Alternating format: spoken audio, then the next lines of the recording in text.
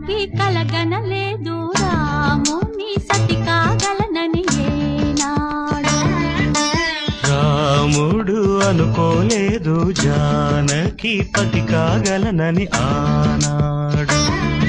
ఆనాడు ఎవరు అనుకోనిది ఈనాడు మనకు నిజమైనది. ఆ రామాయణం మన జీవన పారాయణం. రాముడు అనుకోలేదు జానకి పతి కాగలనని ఆనాడు.